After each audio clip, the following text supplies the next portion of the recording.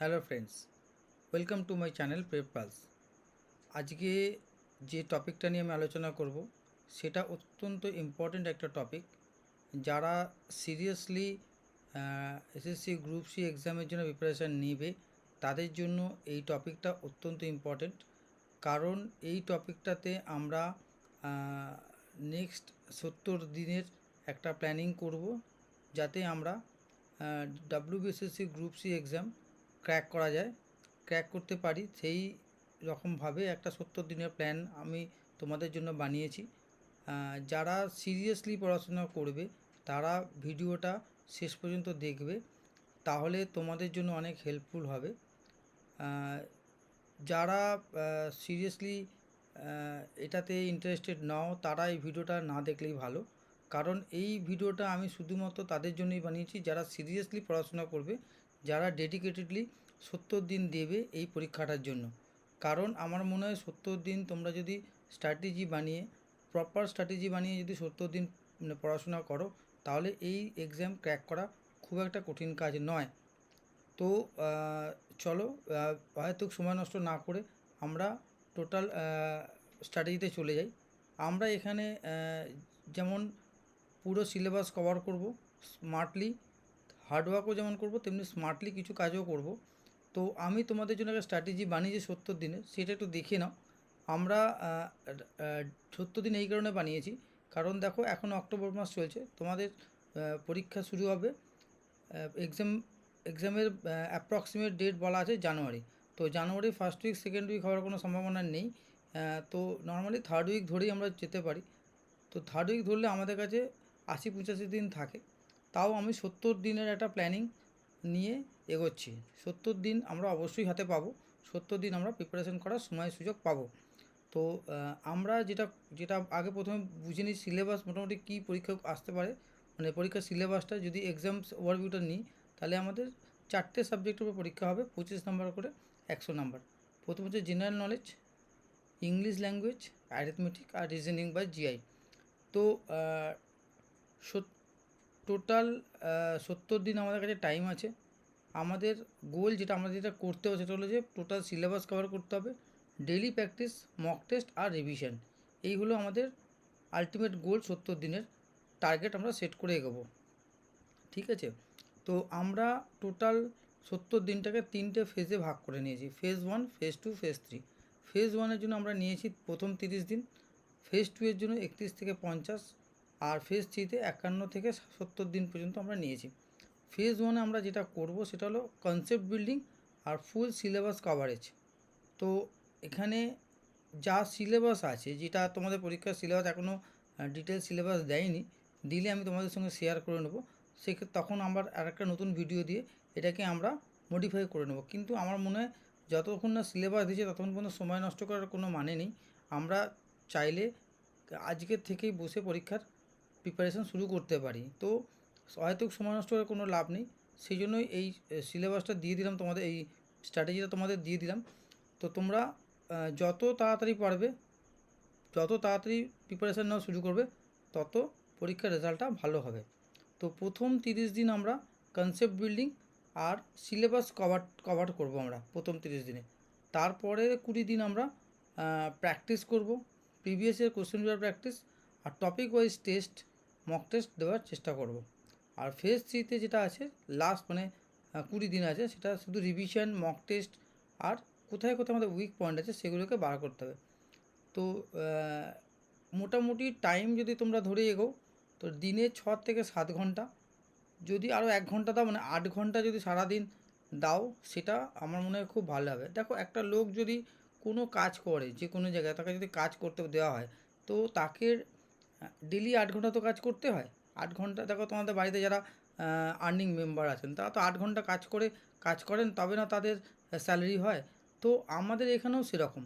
তো যদি এটা আমাদের কাজ, এটাকে তোমরা মনে করে নাও যে এটা আমার 70 দিন আমাকে এই কাজটা দেওয়া হয়েছে, এই কাজটা আমাকে করতে হবে। তার আলটিমেট হয়তো স্যালারি পাবো না, কিন্তু আলটিমেট রেজাল্ট কী পাবো? একটা চাকরি পাবো, যেটা আমার সারা জীবন চলবে। তো সেইভাবে প্ল্যান করে চলো। 70 দিনের প্ল্যানিং করলে আমার মনে হয় 70 দিন যদি তোমরা 8 ঘন্টা করে ডেলি দিয়ে দাও, তাহলে তোমাদের এই এক্সামটা ক্র্যাক হয়ে যাওয়ার সম্ভাবনা সবথেকে বেশি থাকবে। তো ডেলি 8 ঘন্টা, 6 থেকে 7 ঘন্টা প্ল্যানিং আমি দিয়েছি, তো 8 ঘন্টা ধরেই চলো। তো দেখো সাবজেক্ট ওয়াইজ আমি প্ল্যানিং দিয়ে দিচ্ছি। জিকে কারেন্ট অ্যাফেয়ার্সের জন্য 1.5 ঘন্টা দেবে, ইংলিশের জন্য 1.5 ঘন্টা, অ্যারিথমেটিকের জন্য 2 ঘন্টা, রিজনিংয়ের জন্য 1 ঘন্টা, আর 1 ঘন্টা করে রিভিশন টেস্ট, মানে যা পড়লে সেটাকে কমপ্লিট রিভিশন দিতে হবে। এবার চলে আসো আমরা 3টে ফেজে ভাগ করেছিলাম, সেই ফেজগুলোর একটা একটা করে আমরা ডিটেল ডিসকাশনে যাব। দেখো ফেজ 1-এ কনসেপ্ট বিল্ডিং, 1 থেকে 30 দিন আমাদের।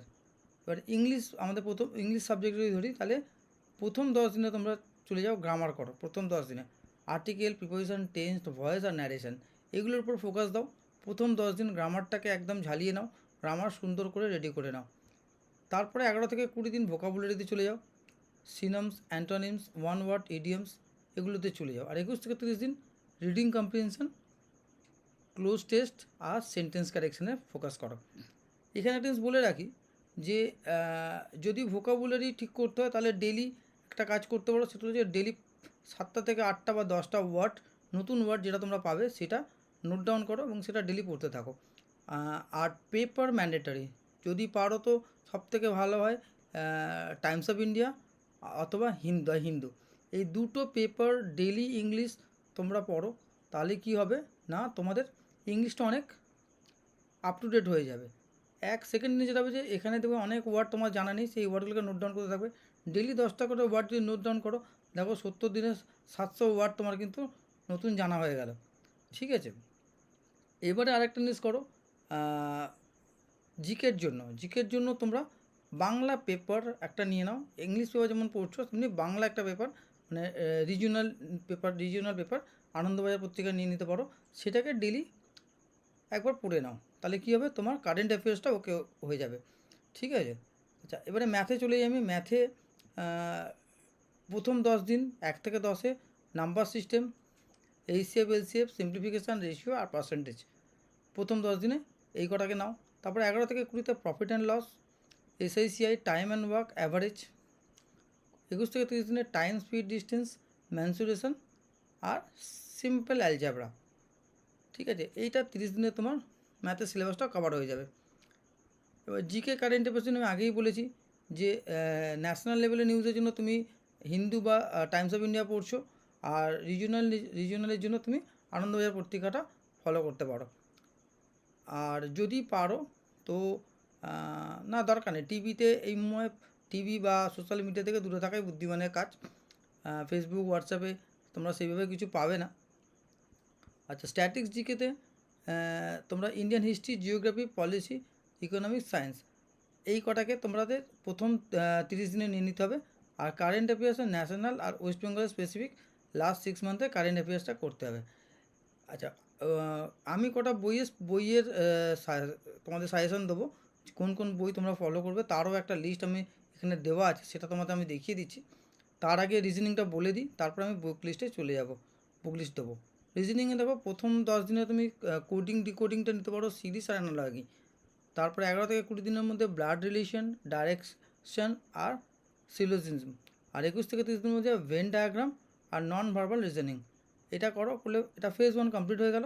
যখনই তোমার সিলেবাসটা কমপ্লিট হয়ে যাবে, চেষ্টা করবে যে শর্ট মক টেস্ট এভরি 5 দিনে একটা করে দিতে। ঠিক আছে, এবারে ফেজ 2-তে আমাদের 31 থেকে 50 দিন আমরা ফেজ 2-তে নেবো, মানে 20 দিন নেবো আমরা। সেখানে আমাদের কাজ হচ্ছে প্র্যাকটিস করা আর আমাদের যে স্ট্রেংথ আছে সেটা বাড়িয়ে নেওয়া। এখানে একটা জিনিস করবে যে একটা খাতা বানাবে, যে খাতায় দেখবে তোমরা কোথায় ভুল হচ্ছে, কোন জায়গাটা তোমার প্রবলেম হচ্ছে, কোন জায়গাটা তোমার বুঝতে অসুবিধা হচ্ছে, কোনটা করতে হবে সেইটাকে নোট ডাউন করো, সেই জায়গাটার উপর ফোকাস বেশি করে করো। তাহলে কী হবে না, মিস্টেক্সগুলো কম হবে। এখানে যখন তুমি প্রিভিয়াস ইয়ার কোশ্চেনগুলো সলভ করবে, দেখবে কোনো জায়গায় কোনো টপিকে তোমার আটকাচ্ছে, সেই টপিকগুলোকে নোট ডাউন করো, সেই টপিকগুলোর উপরে আবার একটু পড়াশোনা করো, তাহলে দেখবে ওই টপিকটা তোমার আর প্রবলেম হবে না।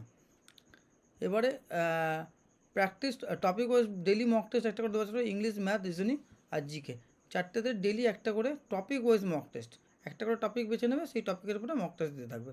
এই 20 দিন করতে হবে। আর নোটবুকটা বানাবে যেটাতে তোমার কোন জায়গাটা দুর্বল, কোন জায়গাটা উইক মনে হচ্ছে, কোন জায়গাটা প্রবলেম মনে হচ্ছে, সেটা নোট ডাউন করবে। সেটা নোট ডাউন করে সেইটার উপরে কাজ করবে, তাহলে তোমার সেই প্রবলেমটা সলভ হয়ে যাবে। এবারে আমাদের উইকলি গোল কী থাকছে, যেটা আমরা এইখানে করব 31-30 দিনে। ইংলিশ প্লাস রিজনিং 2টো করে mock test, arithmetic GK week 6-এ 2টো করে মক টেস্ট, আর উইক 7-এ full paper mixed mock test 3টে। এই কটা কিন্তু করতেই হবে। এবারে থার্ড ফেজ মানে ফাইনাল ফেজে চলে এলাম আমি। 51 থেকে 70 দিন। 51 দিনে শুধু রিভিশন আর মক টেস্ট, এখানে আর কিচ্ছু নেবে না, কিচ্ছু করার দরকার নেই। যা পড়েছো সেটাকে রিভিশন দেবে আর মক টেস্ট করবে। আর ওই যে বলেছিলাম আগে, এই যে এটার খাতা, যেটা তোমার মনে হচ্ছে তোমার এই জায়গাটা দুর্বল, সেইটার উপরে ফোকাস করবে। তো revised all short notes, attempt 1 full mock test daily, চেষ্টা করবে ডেলি একটা করে মক টেস্ট দিতে। অ্যানালাইজ মিস্টেক্স ইমিডিয়েটলি, যে জায়গাটা ভুল হচ্ছে সেটাকে মক টেস্ট দেওয়ার পরে মক টেস্টটাকে চেক করবে, যে জায়গাটা ভুল হচ্ছে সেটাকে ইমিডিয়েট কারেকশান করবে। আচ্ছা, এটা গেল প্রথম 51 থেকে 60 দিন ডেলি। আর 60 থেকে 70 focus on weak chapter only, যে চ্যাপ্টারগুলোকে তোমার উইক লাগছে, দুর্বল লাগছে, যে চ্যাপ্টার তোমার টাফ মনে হচ্ছে সেই চ্যাপ্টারগুলোর উপরে বেশি ফোকাস দেবে। কারেন্ট অ্যাফেয়ার্সটা ডেলি পড়ার চেষ্টা করবে, একবার রিভিশন দেবে। আর ফাইনাল 5 ডেজ শুধু মক টেস্ট আর রিভিশন, আর কিছু করবে না। এবার আমি বলেছিলাম একটা বইয়ের রেকমেন্ডেশন তোমাদের আমি দেবো। তো বইয়ের রেকমেন্ডেশনের মধ্যে তোমরা এখানে পাবে এখন ইংলিশের জন্য, হ্যাঁ, রায়ান অ্যান্ড মার্টিনের গ্রামার, কেডি সরকারের। ম্যাথামেটিক্সের জন্য R S Agarwal, quantitative aptitudes. রিজনিংয়ের জন্য আর এস আগরওয়ালের verbal and non verbal reasoning. জিকের জন্য পাবে Lucent's in general knowledge. Current অ্যাফেয়ার্সের monthly affairs cloud, vision Bengali GK topic paper. Current অ্যাফেয়ার্সটা তোমরা পেপার থেকে পেয়ে যেতে পারো, ঠিক আছে। পেপার যখন তোমরা ডেলি পড়বে সেখানে তোমাদের কারেন্ট অ্যাফেয়ার্স তোমরা একটা খাতা বানিয়ে নোট ডাউন করে রাখতে পারো, সেগুলোতে কারেন্ট অ্যাফেয়ার্সটা পেয়ে যাবে। আর কারেন্ট অ্যাফেয়ার্সের জন্য তোমাকে ডেলি একটু সাইটগুলোতেও দেখলে হয়ে যাবে। আচ্ছা, এবারে তোমাকে উইকলি সেলফ চেক, প্রতি সপ্তাহে একটা করে সেলফ চেক করতে হবে। সেটা কীভাবে করে বলে দিচ্ছি। এটা হচ্ছে যে তুমি যখনই মক টেস্ট দিচ্ছ, তুমি দেখছো তুমি 70% স্কোর করতে পারছো কি না, ঠিক আছে, 70%-এর উপরে স্কোর হচ্ছে কি না। যদি না হয় তাহলে কোথায় হচ্ছে, কেন হচ্ছে না, সেটাকে আইডেন্টিফাই করো, সেই জায়গাটাকে ঠিক করো। সাবজেক্ট, কোন সাবজেক্টে তোমার এখনও উইক মনে হচ্ছে, সেই সাবজেক্টের উপরে ফোকাস বেশি করে দাও, ঠিক আছে। আর ডেলি 50টা স্ট্যাটিক জিকে রেগুলার করার চেষ্টা করো। আচ্ছা, লাস্ট 3 দিন, পরীক্ষার 3 দিন আগে কী করবে? পরীক্ষার 3 দিন আগে সেটা করবে রিভাইজড ইংলিশ আর জিকে, রিভাইজড ম্যাথের ফর্মুলাগুলো টাঙিয়ে রাখবে দেওয়ালে, ডেলি একবার করে দেখবে, এমনি মুখস্থ হয়ে যাবে। আর শর্ট নোটস, আর রিল্যাক্স মুডে থাকবে, টেনশান নেবে না পরীক্ষার, এমনি তোমাদের পরীক্ষা ভালো হবে। এই পিডিএফটা আমি তোমাদের লিঙ্কে দিয়ে দেবো নিচে, তোমরা এটাকে ফলো করতে পারো। আর যদি তোমাদের কিছু বলার থাকে তোমরা কমেন্টস বক্সে লিখে পাঠিও। আরও তোমাদের জন্য যদি আরও কিছু করা যায়, তোমরা কি চাইছো, কীরকম করতে চাইছো, তাহলে আমাকে সাজেশান দিলে আমি সেই মতো তোমাদের রেডি করে দিতে পারবো, ঠিক আছে। তো আশা করছি পরীক্ষা ভালো হবে। সময় নষ্ট না করে যত তাড়াতাড়ি পরীক্ষার প্রিপারেশন শুরু করবে তত তোমাদের জন্য ভালো, কারণ সময় হাতে আর বেশি কিন্তু নেই। চলো, আর ভিডিওটা আমি আজকের মতো এখানে শেষ করলাম। তোমাদের যদি ভালো লেগে থাকে তোমরা ভিডিওটা শেয়ার করো, আর বন্ধুদের শেয়ার করে দিও, আর চ্যানেলটাকে সাবস্ক্রাইব করে নিও। তাহলে যা যা নতুন নতুন কিছু আমি দেবো সেটা তোমরা সঙ্গে সঙ্গে পেয়ে যাবে। আমিও টপিক ওয়াইজ ডিসকাশন করার চেষ্টা করব। যা যা আমি তোমাদের এখানে করতে বলেছি সেই সিলেবাস কভার আমি এখানে করিয়ে দেবো। তো চ্যানেলটাকে সাবস্ক্রাইব করে নিও। তো চলো, আজকের মতন ভিডিওটা শেষ করলাম। সবাই ভালো থেকো।